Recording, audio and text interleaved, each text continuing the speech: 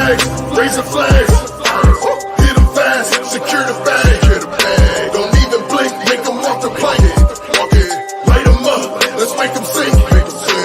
Fire the cannons, fire the cannons, fire the cannons. On Bucs, yeah, we on. Fire the cannons, fire the cannons, fire the cannons. The whole field's our red zone. Give you 55 reasons why this is our season. Palm trees breezing, opposing teams bleeding.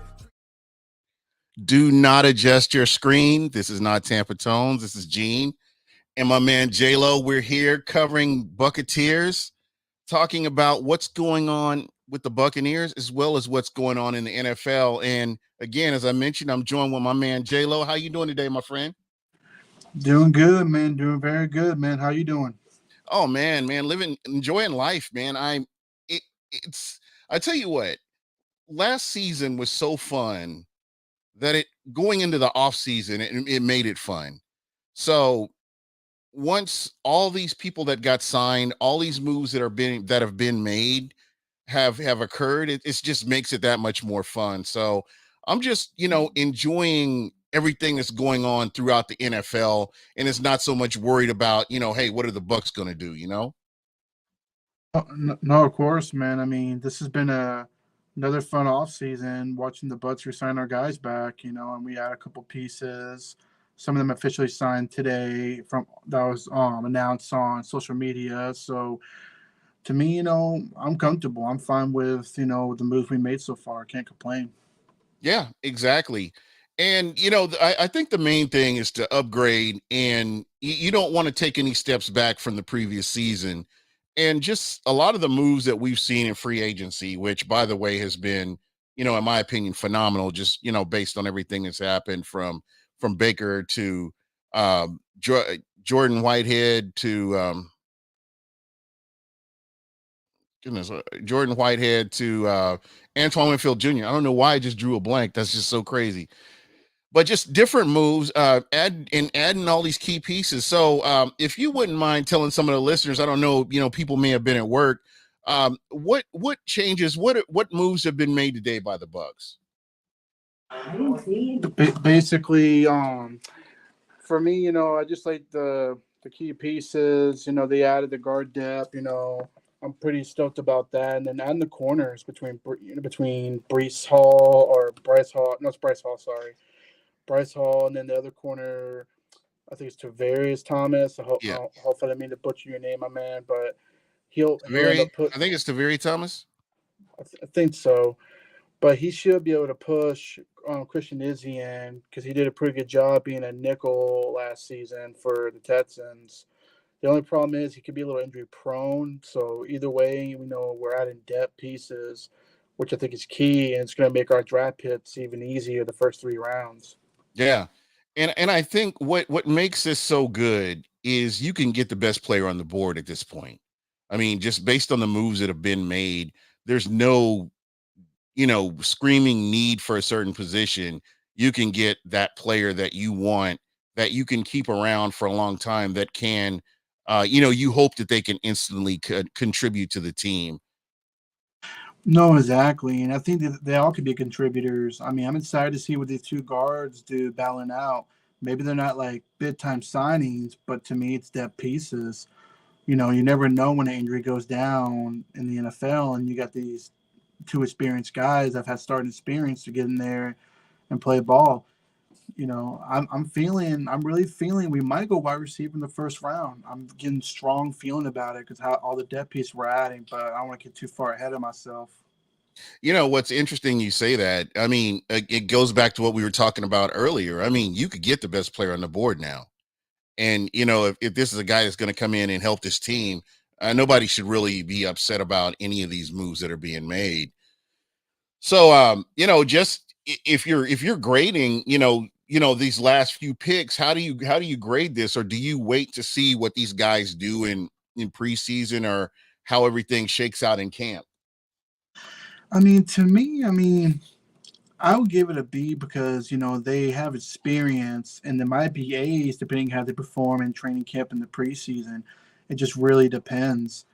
It's looking like Hainsey might be the starting center again, which I'll be okay with, or they'll Mhm. bring competition hopefully to push him. I feel like you got to establish the offensive line if you're going to be able to run the football and protect Baker Mayfield. Yeah, definitely. And I want to shout out everybody in the chat: Eric Moreno, MKG Vegas, Christopher Cole, Bud Cannibals, and Justice Muhammad. Thank you guys so much for jumping on and checking it out on a lazy Monday. And there's not, as far as the Bucks go, there's not a whole lot going on right now. And the Bucks are, slowly but surely building this team for how they want it, going into the season. And the one thing that I don't think gets talked about enough is the relationship that Todd Bowles has with Jason Light, and he's able to get the players that Todd can use, for this defense, or uh, even helping the offensive coordinator to get the players that he needs. So again, this is really exciting to see where we are. And again, there's not a whole lot going on, but I did want to kind of go around the league, and if there's something being said in the chat, we can come back to it and revisit it. No, no big hurry. I'm just glad everybody's here to check us out. And I wanted to start with the quarterback room for the Pittsburgh Steelers, and I want to get your thoughts on that. And how do you think this is going to shake out? I mean, I was quite shocked on what the Bears got for Justin Fields. And I feel bad for the kid because I feel like he deserves to go out there and play, not sit behind Russell Wilson. Because I believe Mike Tomlin already contacted Russell Wilson, told him you're the starter, but we're trading for Justin Fields, so we don't want you feeling some type of way. But Tomlin pretty much stated that Wilson's going to be the quarterback. So the only thing I could think of is, could it be another trade bait for Justin Fields? Like, could the Steelers use that in the draft coming up and maybe get a third or fourth round pick and upgrade in the draft stock? Because there's like three other teams that could really use Justin Fields realistically. I can throw on top of my head: Denver for sure. Vegas got Gardner Minshew, but he ain't better than Justin Fields in my opinion. Um, Minnesota, another division rival. I don't think Sam Darnold's better than Justin Fields. So it'll be interesting to see how that goes. I think Russell Wilson's in a better situation in Pittsburgh than he was in Denver. And Fields, it'll be interesting to see if he's really going to sit behind Russell Wilson for a year. You know what? I honestly believe that would benefit him if he did. I believe the Steelers organization, and again, not knocking the Bucks or anything like that, but the Steelers organization, top to bottom, has always been gold standard for the NFL, just the way they've handled business. And you've looked at their roster, and you're like, oh, this team ain't going to the playoffs, and lo and behold, they're in the playoffs. And so I believe the way they're building this up, if they can keep that defense healthy, I think he can definitely learn from Russell Wilson, and he can learn the system, and be ready to take over going into next season if that's exactly what it looks like it is to me. Um, I think it's great. Justin Fields wanted to be in Pittsburgh, and Pittsburgh wanted to have him, and that's the kind of marriage you want right there. And you can build. I just don't think that Chicago was a good situation for somebody like a Justin Fields. I really don't know what to make, other than you really need that coach and that GM to be on the same page, and it really needs to work. And I just don't feel like Chicago is just there yet. To me, I'll kind of dip off of this conversation because I do have something else I wanted to kind of ask you, kind of correlating to Chicago, but just the way I look at this, Chicago, I know they're getting these pieces in here and stuff. I don't know how competitive they're going to be in that division with Detroit just reloading and, ready to go again this season. Green Bay looks like they put themselves in a position to be somewhat successful. So it's going to be interesting to see how this all plays out. What are your thoughts? No, I mean, you bring valid points. I mean, Chicago, I'm glad, he's out of Chicago for one Mm. thing. And when you got teams like Detroit, I think is going to be another powerhouse team, I think they were last year.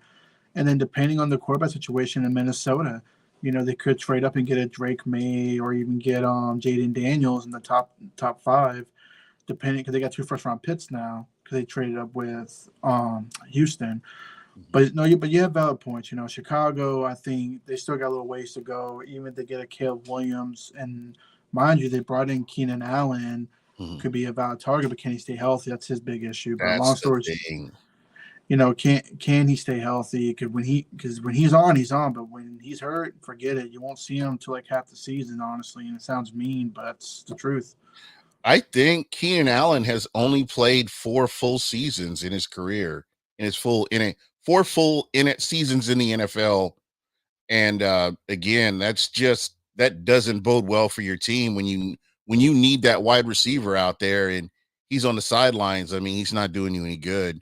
And this is not a knock. And trust me when I say this, this is not a knock on players getting hurt because this is a very violent sport. But what you're looking at paying these guys, and we've actually heard Allen make comments and allude to Mike Evans and Chris Godwin where he feels like his name needs to be mentioned. But again, if you got to stay on the field, you got to stay healthy and be able to contribute. And if you can't do that, I mean, you're only as good as you are when you're on the field. No, agreed. I mean, I wish him the best. Maybe he might be able to get, back on top, stay healthy, and perform in Chicago. And we'll see. It just depends who's at quarterback. And obviously, it's going to be Caleb Williams. But are they going to get some good out of him in his first year? We don't know. It'll be really interesting to see how that pans out. Yeah, that's a great point. And I haven't been the highest on Caleb Williams. I think he could come in and surprise everybody. But when you're talking about a Chicago Bears team, when you talk about the fan base, when you talk about the media, man, you got to be mentally tough. It's like going to New York, playing in New York. You have to be mentally tough going into a situation like that. And I just, watching Caleb Williams this year, um, I don't know, I had not really followed college football the previous year when everybody was, kind of hyping him up and gassing him up. And so I watched a bunch of games with him and I felt like he's a good quarterback. I'm not gonna knock him. He's a good quarterback, but in those tough situations, I don't know. I'm still undetermined on how he would be. Is this your fourth quarter comeback guy, or what do you get from him in the fourth quarter when the game's on the line, especially in the situation that Chicago finds themselves in? No, exactly. I mean, I kept someone tabs on Caleb Williams. I wasn't that big into him during his time in college. Jaden Daniels got my attention. Drake May, I think those are going to be good quarterbacks, but Williams might turn out good too. I mean, I could be wrong Mhm. for the most part. It'll just be intriguing to see because Chicago did add some pieces, Yeah. in a veteran tight end, adding Keenan Allen healthy, and then DeAndre Swift. I mean, I thought Swift had a really good season last year for Oh yeah. Philly. So it'll be interesting. I mean, obviously he's going to be number one. So now we see who's going to be number two, number three. Could be Jaden Daniels, could be Drake May. And you can't. And I ain't gonna sleep on Michael Penix. Penix is another one I think underrated. Wherever his situation takes him, Mhm. I think he's got a good shot at being a good quarterback. Yeah, definitely, most definitely. So I want to kind of switch gears and kind of get back to the NFC South. And as Christopher Cole had mentioned, the New Orleans Saints have signed Chase Young. Now, honestly, I'm gonna go on record saying this. Uh, I've really paid close attention to Chase Young from 2020 up until the present, only because of the way this guy ran his mouth. And I've paid very close attention to how he plays. I've actually watched his games, and when he wasn't hurt and when he was on the field, um, I just found him to be kind of underwhelming. I expected him to be in that defense with San Francisco and to be able to wreck shop with all those dogs on that line. And I'm still not sure what, if anything, San Francisco actually got out of that, bringing him in. If he was just a warm body, or did you feel like he was a difference maker for San Francisco.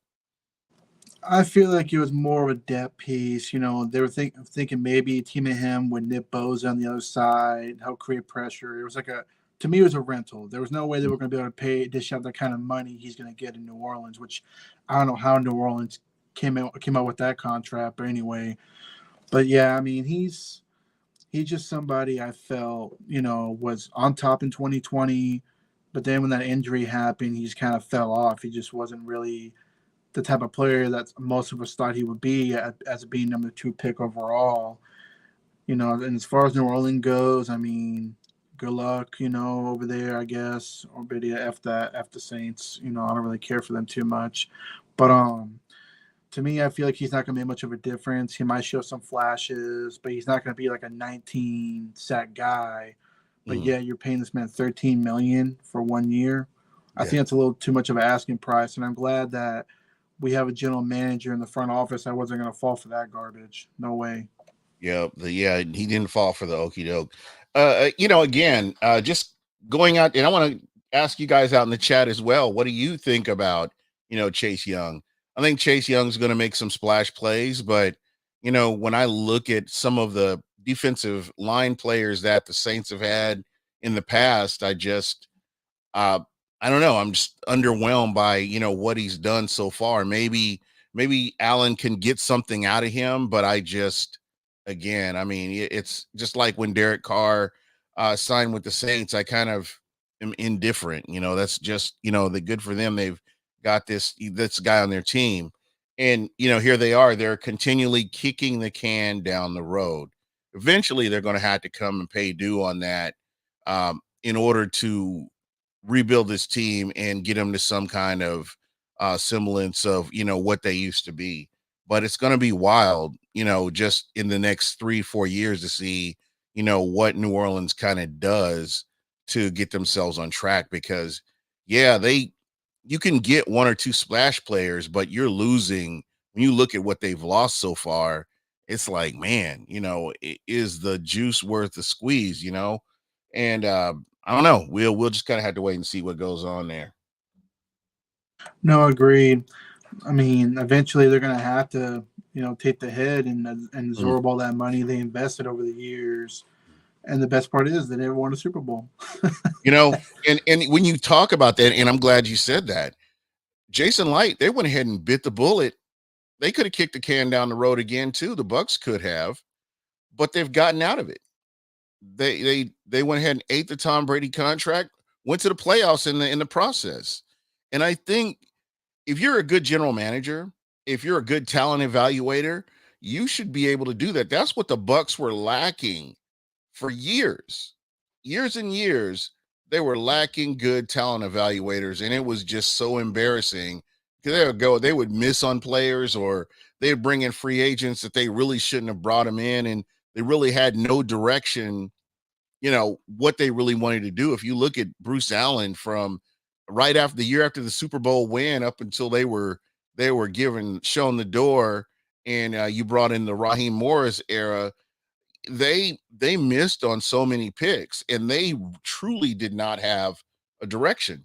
I mean, they didn't address the trenches for nothing, and they would make a pick here and there, but that was it. And they really let this team just kind of go. And then you saw the same thing with the second general manager. They never addressed the trenches. They'd get a flash player here and there, or they would get a name that they could bring in, and that was the extent of it. It wasn't anything that serious. So, what we've been seeing here, I think Bucks fans should really appreciate this, because you didn't have to go through. If you're a new Bucks fan, appreciate this, because it was way worse back in the day. Oh, no, agreed. I couldn't agree more with that. And think about it. We could have jumped on Deshaun Watson a couple of years ago when Brady retired the first time.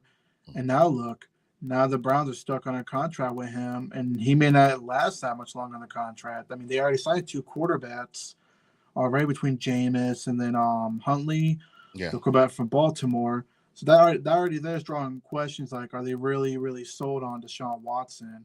No. So props to Jason Lyon, the front office, not falling for these traps or some of this scam that some of these players are trying to bring out, you know, because You're not going to get great value out of that, and we don't want to go back to the bottom of the cellar again. We want to stay on top, and Yeah, so and that's and that's so and it's been a beautiful thing to be competitive throughout these years. And G Vegas, yeah, we talked about this last week about Devin White and his contract, and he did get humbled, and he's coming to the Eagles, in my personal opinion, 2 years too late. If Devin White was coming to the Eagles, not this season but the season before, I don't know that how he would have done competing for a linebacker position, but I can tell you that this Eagles team is not the Eagles team 2 years removed from where they are right now. So I don't know. He's gonna be the star. He's gonna be back there, and he's gonna have to show what he can do. and I mean, yeah, and plus, the Eagles got some replacing to do on the D line. Fletcher Cox retired, who was a big Mm, part of their, in the yeah, trenches. So let's see if he can get off blocks. I mean, these teams know how to play against Devin White. They know what to do. yeah. Go straight out and block him and pancake him, or not take him like a mile down the field away from the running back. There was just so many inconsistency of Devin White to where there was no way any team in the NFL was going to pay him the money he was demanding. So now he's got a cheap tryout contract with the Eagles, the team he really wanted to be with. He mentioned it last year, being supportive. And I kind of wish the Bucs would have traded him last year. I Yeah. kind of wish they would have made that move, got at least a third or a fourth out of him. But now it's like we'll be looking to get a fifth out of it next year's draft. But at the end of the day, Devin White, he just didn't keep going to the start he had in 2020. I Yeah. felt like, to where I felt like he was one of the top linebackers, but then he just fell In downhill. your opinion, and maybe I'm wrong here, do you feel like he regressed to some Yes. extent? I felt Yes. like 2020 was probably the most consistent season that we saw from him. Maybe 2021, but I would lean more towards 2020, and just the splash plays he was making, and um, I felt like that was 2020 was his year, but he just could never be consistent. You couldn't get a stretch of games to where you're getting that level of production. No, you couldn't. And I'll always be thankful for the run we had with him in 2020. Oh I'm yeah, still, I'm absolutely. still, I'm still gonna keep his jersey that I put together. I put the Super Bowl patch on there, the captain logo, because he played like a true captain and helped Yeah. us win a Super Bowl.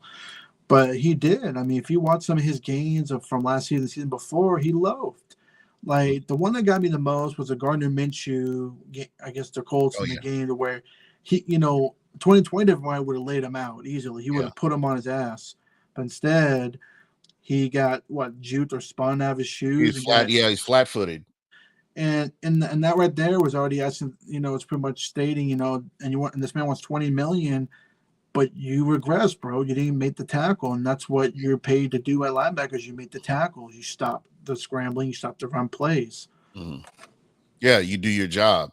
Uh, Krillin, how you doing? Thank you for checking us out. Lucky Lucy, thank you so much. Charles Jansen, how you doing? Yeah, just to that point, I'm not gonna. I love Devin White. I love his energy. It's just when he got in his feelings, it was just it was kind of painful to watch. And in this era of social media, when you're subtweeting and putting a bunch of BS out there, and that's the only news that's going on right now, it just amplifies. And I'm just glad that that distraction isn't on this team this year. So I think it's definitely a plus for us, and we can kind of go into the season and just pretty much enjoy watching these players play. Agreed. And I thought Bevatar Bowles, man, he really stuck his neck out for Yeah, him, he did. defending him like a father figure, to where Bowles couldn't save it no more. Bowles finally had to put his foot down, put his big boy pants on, and put in a player that will go out there and make the plays. And KJ Britt did a pretty decent job. Even, don't sleep on JJ Russell. I like what he did when he stepped in there. Mhm. So really, I'm fine with Levante David, KJ Britt, and then Savasi Dennis, I know was a name brought up, but he played Levante David's spot. So I don't know if they're going to move him over to test him out on the other side. We'll wait and see. Mhm. But I like where the linebacker group is going, this coming season. Yeah, and this is what I would love more than anything. Football gods come through for me. I would love to see a healthy linebacker room just to see what this team has as far as linebacker goes. Where I mean, I think it's stunted his growth when you talk about Servassier Dennis. Those injuries, those nagging injuries, stunted his growth off of his rookie season. So, again, he's one of those players. I got a list of players that I'm excited and looking forward to seeing this year. And he's definitely one of those. Outside of that, I think that you have to trust the process. I believe that Jason Light has done enough, for this team to for us to trust the process that him and his coaching staff that he's working with have going on. So really excited about that. Just everybody, just people that came back. I mean, and again, I go back to what I said last week, man. That's how somebody had mentioned Whitehead, and that's how you handle business. I mean, he realized, hey, man, this was just a money deal, and they couldn't afford me. He went to another team. The opportunity presented itself, and he came back to Tampa, and that to me is exciting. I don't think you burn bridges. I think you just, hey, this is a business, and you keep it as low key as you can, and you never know if something like that happens because I tell you, you don't have to pay income tax or state taxes or anything like that. It's just a nice place to live. You don't have to worry about that kind of thing, and the weather's always nice, or the majority of the time. So definitely a win-win if you're in Tampa, and I'm sure that these guys definitely understand that. So, Richard, how you doing, Richard? Um, so to me, again, going back to what we were talking about at the top of the show, man, I'm happy with the moves that were made, and these guys now all they got to do is put it all together and get out there and play as a unit, and everybody does their job. And I think the fan base will be very pleasantly surprised with the encore from last year. No, I Oh couldn't man, agree Donnie. more. I'm very excited. I can't wait to see the preseason training camp come up. Most of all, the draft next month. We're going to be adding pretty much 6 to 7 new Buccaneers to the roster that could be big contributors. And I think we're going to have a much more continuity going into next season to where, yeah, we got Liam Cohen, but he kind of runs a similar offense, and him and Baker already have a good relationship. So it'll be interesting to see what he brings to the table. And I would say this, when you talk about the nuances of the game, I think he's a little bit more experienced and he understands what he needs to do, and he understands game time decisions and personnel, as he's called plays before, so he knows what he's doing. Whereas we had somebody who had never called plays on the pro level or the collegiate level. So I think this is huge, that I feel like we're upgrading, and you don't have somebody that's coming in learning on the job. You have somebody that's coming in, he knows what he's doing, and he knows how to make things work. So let's hope that that process definitely continues. No, well said. Well said. That's how I felt the moment he first came here. Is that I think he's going to perfect the running game a little bit better than what Dave Canales will. Mhm. Not a knock on Dave Canales. He did some good here, He was just but stubborn. He was stubborn the way he ran the ball, and again, maybe you guys can correct me if I'm wrong here, but I just felt like there were times where you've got the defense on their heels. You got to switch it up a little bit and keep them on their heels. But people got wise to some of the plays. So again, I understand what he was trying to do, and again, I think a more seasoned offensive coordinator would have seen things a little bit different, and that's kind of what I'm hoping for with our new OC. oh, you mean both, man. I think we're going to see some good things, man. I think Mike's going to have another killer season. I like Chris Godwin back in the slot. That's another thing that I think is going to help contribute as well from Liam Cohen, that he's going to move him to the slot more and then play him on the outside to open up more pass plays. because I don't want to see Baker keep getting hit the way he did last year. No, He took some major hits to where you gotta take care of your quarterback, and you cannot let him keep 100%. taking those rough hits. Yeah. And, I believe that that's one of the main things they're going to be working on is that offensive line. I felt like, and how did you feel? But I felt like towards the back end of the season, the offensive line was starting to gel. They were starting to play together as a unit, not as individual players. And I felt like they were really coming together towards the back end of the season. How did you feel about that? No, I felt the same way. I felt like the I mean, they were on the oh struggle bus at the beginning of the season. I'll give them that. But, yes. you know towards the middle or back into the season where everybody was getting familiar with each other, everybody's getting used to playing with each other, they look different than they did at the beginning of the season. No, they did. They started coming out a lot more strong, and Baker was playing more confident. I mean, when I watched the Green Bay game, I was like, wow. And then the Jacksonville game being there live, watching this offense moving the ball so well and scoring touchdowns and stuff.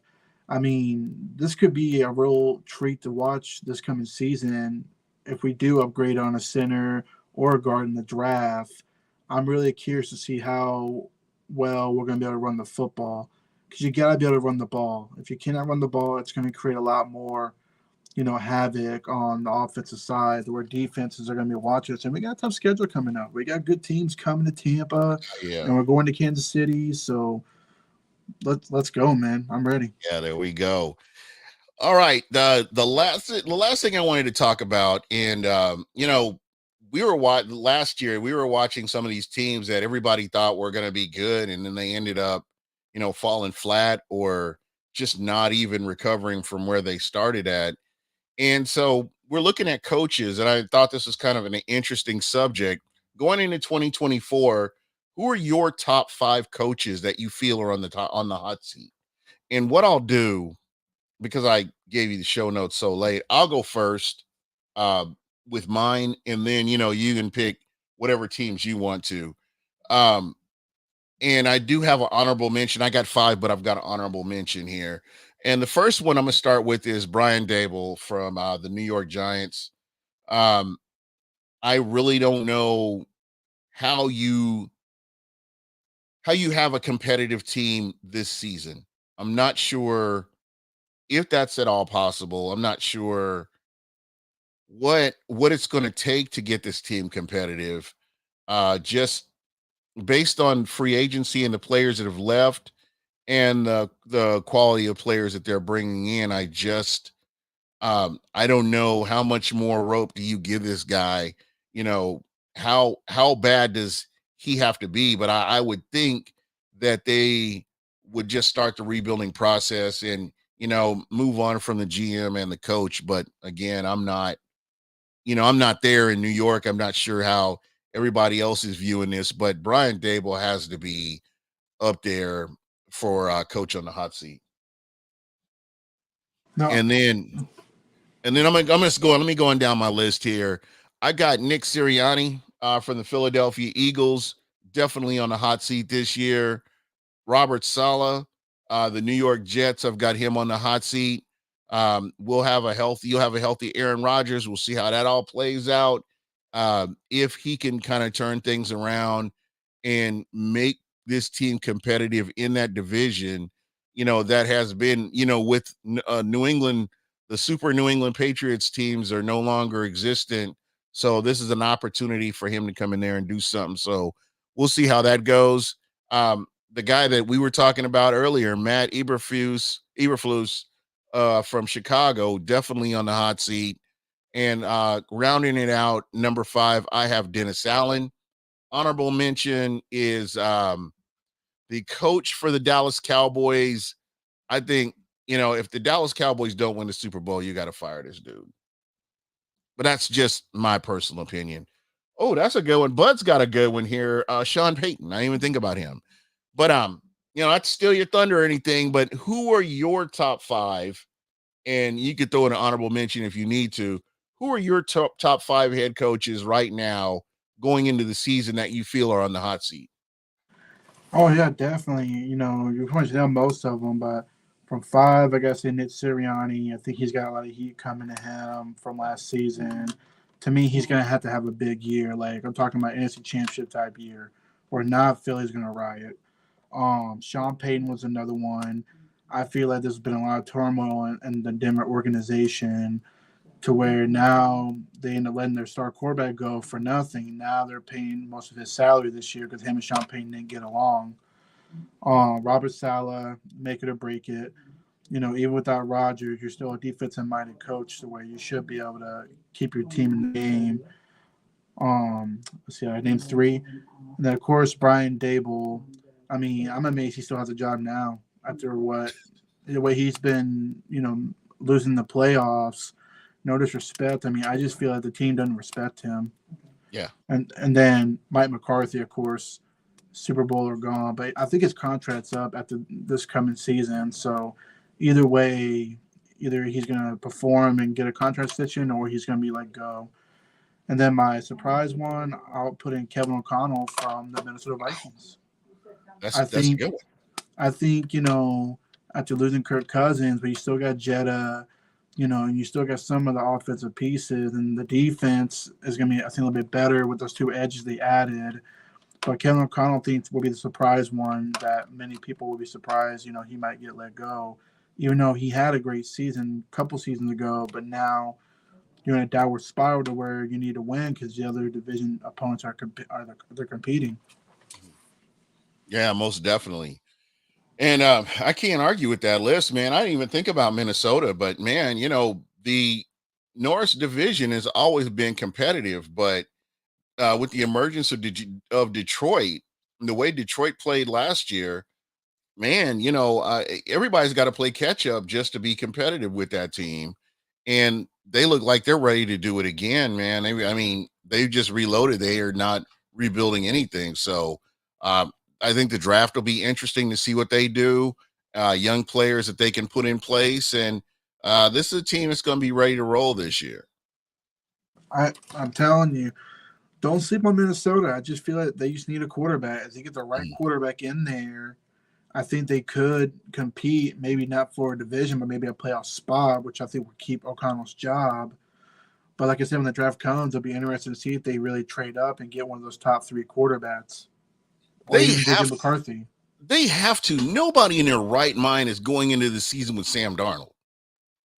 Nope, not at They're just all. that guy is just bad. I mean, he's fleecing teams. I don't know who's the bigger fleecer here, but he's got to be up there. Him or what's my guy Nate? What's the guy the backup over in New Orleans? Oh, Nathan Peterman. Peterman. Yeah, I don't know who's a bigger hustler out of these two guys, but I can tell you what, man. Nobody in their right mind is honestly seeing Sam Darnold going in as a starting quarterback in the NFL. It's just not existent. There has to be something else cooking on the back burners there going into the draft. They have to do something. It's just you can't go in with this guy. I mean, look at Sean Payton. Look at his quarterback room. I think he's only got one quarterback. He's got Jarrett Stidham. I mean, this. I'm telling you, it's really bad right now for some of these teams, and that's why I feel like Sean Payton, is another one. And they're in cap hell, so they can't go sign a big time player. And my thing, man, Sean Payton is a pretender. Sean Payton had a first ballot Hall of Famer and only walked out of there with one Super Bowl. One Super Bowl. One Super Bowl And and no more than and I that. and I That's it. can and I can tell you this. I know that I'll probably get some hate for saying this. If they don't do that trick play against Indianapolis at the beginning of the second half, they don't win that game. Then that's all I'm going to say about that. That was the momentum killer right there. He did it. Props to him and what they did, but they weren't able to ever regain that magic again. And I'm sorry, as long as Mickey Loomis is the GM over there, I used to like that guy and what he was doing until I realized that you're just kicking the can down the road. Um, New Orleans going to be in this situation for years. Oh, Years. oh yeah, no, I'm telling you, the fans and keep hoping and praying for a miracle, but I just don't see them winning a Super Bowl anytime soon. or at least not even contending for a playoff spot for even. I have to say that. Yeah, Derek Carr has shown some flashes, but at the same He's shown time, flashes in Oakland. exactly, and he's Derek Carr. Yeah. And then the defense ain't getting any younger. Demario Davis is like almost at 40. He's at 36, 37 years old. And then Cam Jordan's punk ass, what he used to be, and he's still talking shit, still talking Yeah. crap. And that's Tristan Wirfs' son. Yeah, well, I've already laid this whole my conspiracy theory out there is that Tampa passed him over, and he stayed spicy about Tampa ever since then. Ever since then, he gets up for the Bucs because they passed him over for the draft in when he was drafted, and he's still in his feelings about it, and he probably will be until he retires. But that's for another time. Really great points here about Sean Payton. I personally, having seen Sean Payton, I think Sean Payton is a pretender. I don't think he's the genuine artifact, to be honest.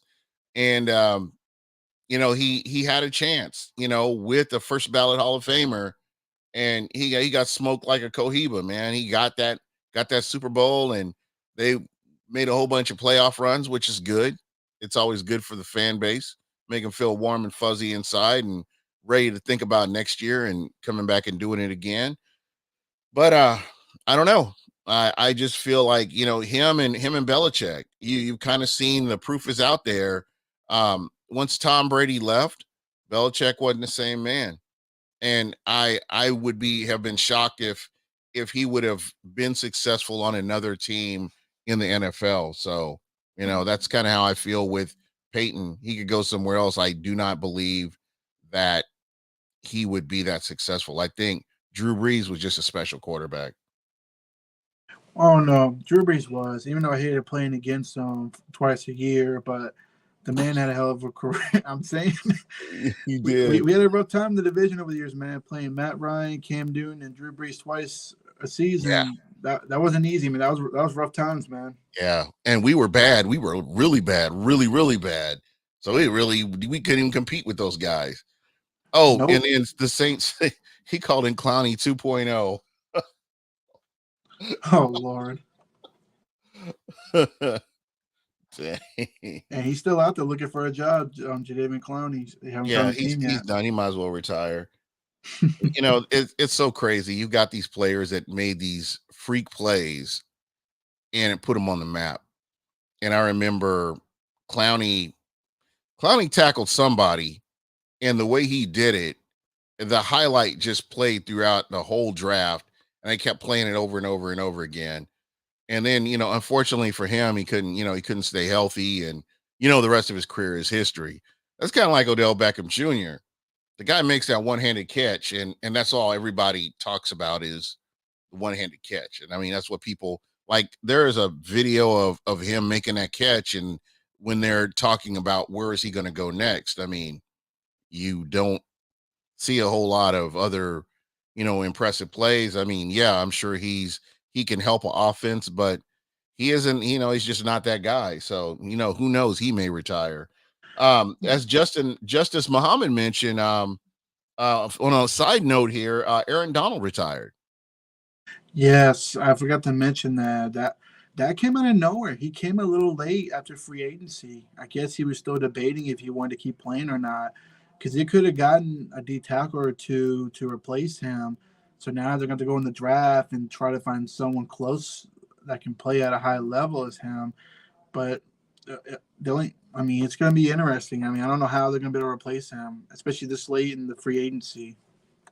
Man, he's a generational player. I don't know that you just go out and just replace him. I think like you mentioned, you've got to go out and be heavy within the draft to, or heavy in the free agency to get somebody that you can at least get that's serviceable, you know. And again, props to him and what he's accomplished.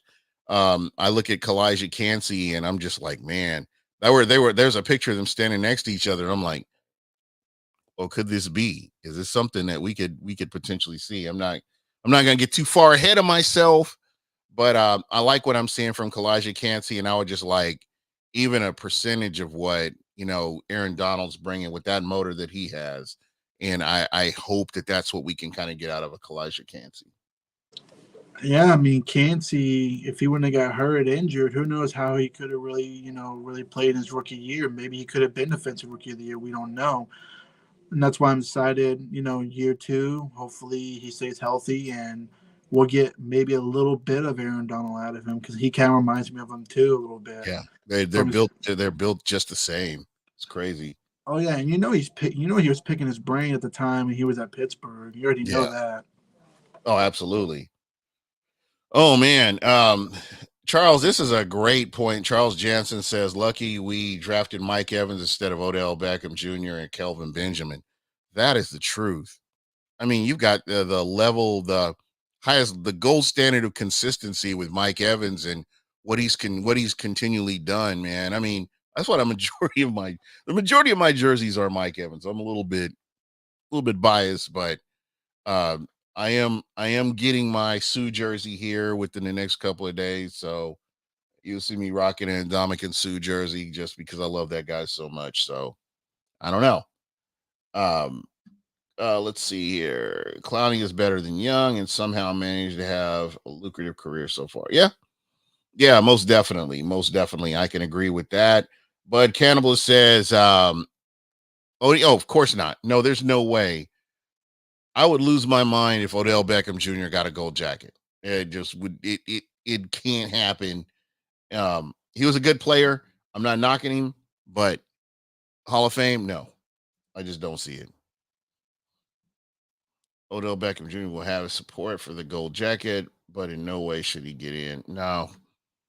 If they've got a ring of honor, I mean, maybe New York could put him in the ring of honor. I don't even know if he was in New York long enough to really qualify for their ring of honor. I don't even know if they even have one. I don't know. It's going to be interesting. Yaya Diaby does look good. He really does, Charles. You're spot on with that. That's kind of how I feel about it. You think, and I'm going to ask you this: you think Cansey is quicker than Joe McCoy off the ball? Justice, table this question until the end of the season. I want to get a full season of Kalijah Cansey, not just the sample size we got with the injury that he had. I can't really, you see flashes, but I'd like to see a consistent picture before even saying that, just to be fair. No, I agree. It's too soon to tell. I mean, so far, Kansas off to a pretty damn good start coming off an injury like that he suffered in training camp. Yeah. Now let's see a full year of two. I mean, so far, I like what I see. And I love him. I love him right there next to Vita Vea. And then that makes me happy. That puts a smile on my face. Absolutely. And I think he brings out the best out of the other players on the defense. Logan Hall hopefully will step it up and we'll get some production out of him. And year 3 for him. Do you think that Logan Hall is a late bloomer? And do you feel like from where he started to where he is now that you've seen major improvement out of him? Or I don't know. Maybe I'm a little bit harsh with him, but there are so many times that I've seen him where he just gets lost in the sauce on a play and he gets so mixed up that I don't even know that he knows what he's supposed to be doing. There was one time he just happened into a sack, and it wasn't like he was going to get the sack. It just happened that he had gotten turned around or something like that, and he ended up with this guy, with the quarterback right there. So I don't know. I don't know how I feel about him still. That's, but it's only fair with players that have been in the league. You got to give them at least 3 years to get some semblance of an idea of how good or how bad they are or where they are. You can't just really judge it off year 1, year 2. And then we got to consider too that Hall was playing behind somebody his rookie season. So again, I don't know. We just kind of have to, I kind of had to take a step back and say, yeah, we just got to give him a little bit more time to see what he does. No, I agree. I feel like he's going to have some production. I'm not saying he's going to be a sack leader, but I think in the run game, shutting down the run, he could be a big body, taking on 2 blocks, hopefully free up Kalijah Cansey or Vita Vea. That's the way I look at it. To me, a role player, run stuffer, more than a sack artist. Pressure-wise, we'll see. But I like him in year three. I think it's time. We'll see what we're really going to get out of him in year three. Yeah. And Justice was talking about let's see, what did all may not survive. I don't, you know what? That's the thing. That's where he's got to shine this year. This is the year. I mean, no more excuses. This is the year he's got to come out there and show what it's about right here. Um, that's kind of the way I've been looking at this. Well, luckily he was a second round pick, so there ain't no fifth year option. It's either this season or might be on the trade block or on the cup chopping block. Yep. And we had to move on. Justice says JTS is trash. I think that's another player that could potentially not, they're gonna have to make a decision on him pretty soon. And again, he hasn't been consistent. He's made plays, but then again, there have been times where he's out of position. He's another player sometimes that could get lost in the sauce. So I don't know. These are guys. This is what I love about this season. There are some guys that really have to prove who they are on this team. They have to stand out above everybody else, and do their job, go out there and do what they know that they can do. So it's going to be interesting to see what they do. Oh, after the Desmond murder, him not making that tackle, I was like, Oh, yeah. okay, I'm sorry, but you had your opportunity, and you're way more athletic not to miss that play. Yeah. And that put us behind, and we had to come back and win the game to where he could have made that tackle. Because I think that was a fourth down play, Gene. I could be Yeah, it was. wrong. It was a fourth down. And that's what hurts the most. Like, you would have made a game changing play, and you missed it completely, and you embarrassed yourself on that. I know plays happen, but you're going to your fourth season. You're in your third season, and any other of those guys would have made that tackle. Sorry about that. Yeah, go ahead. No, all good, all good. That's all I gotta say. He's definitely gonna have to really make it or break it, whether he's a run stuffer or not. Or not, he's gonna be a free agent this year. Yep, absolutely, man. So it's going to be, like I said, it's going to be interesting to see how this all plays out. Really good points. He never sets the edge. I agree. He's been very consistent with that. And I 100% agree with that. And I'm like, man, you see a play setting up and you're like, oh man, he's got the angle, and we've seen some bad angles. You just seen a little bit of everything. And again, this is when you hone your craft and get better in the off season and do what you need to do. So, um, that's hopefully that's what these guys are doing, is getting ready to showcase what they can do, because this is the year that they move on to someplace else, and this is the year that they prove that they belong on this team or something. So let's see here. Trade back for Logan Hall's weak sauce. Yeah, but again, he passes the eye test. At the time he did. I thought there were other players that I wanted to see Jason look at, but I trust the process. Again, can't always get it right. And he's just one of those guys. I think physically he should be doing more. If you look at his physical presence, he should be doing more, but just kind of the way it is. But anyway, guys, I only meant to stay on for like 30 minutes. I figured we would come on. I know that, Tampa Tones is out of town, enjoying his best, he's living his best life. And I figure, we want to make sure that the Buccateers are on every Monday. And we want to just kind of make sure that we hold to that.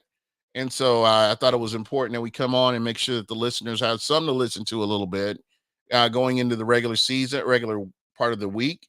Buccateers will be back on Thursday at 6:15. Is that when Tones does his thing? Yeah, usually 6:15, 6:30 the latest. That's when we'll go live. And stay tuned, folks. Yeah, absolutely. So J-Lo, final thoughts, man, before we roll up out of here. Nah, man, that was fun. It was a fun pod Monday, going from 30 almost an hour. And looking forward to see what happens this week. Maybe add another key depth piece, to the roster. Just be on the lookout. Maybe go find an edge. I think it's one of the main things we're missing. Of course, free agency, we're not going to find one. So I think draft time, that's what I'm looking at in the first round, either receiver or edge. depending who falls. Yeah, there we go. And folks, I got a new arch enemy, and that is Kurt. Glad he's not my cousin's cousins over there in Atlanta. I can't, he could go in there to the I can't stand that guy list. I thought he was a decent quarterback. I don't think he's a world beater, but he'll make things interesting here in the NFC South. As far as I'm concerned, Atlanta will be very competitive.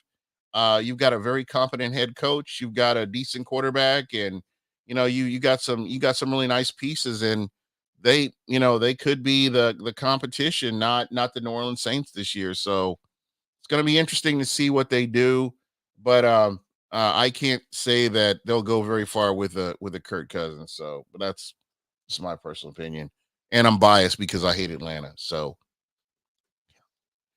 and anyway, that's pretty much all I had to say. Those are my final thoughts. To everybody hates the Saints. For me, it's Atlanta.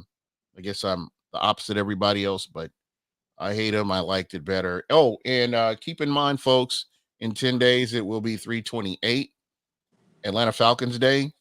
Be sure to celebrate in the best way you know how. But anyway, that's pretty much it for me. My man J-Lo, Buccateers. Try to get more of the Buccateers on here, but everybody's got their own thing going on right now. You will have my man Tampa Tones back at the helm on Thursday, and we'll definitely be rocking and rolling. That's it for us, man. Everybody have a good night, and thank you so much for checking us out. Peace. Fire the cannons. Go Bucs. Fire the cannons. Go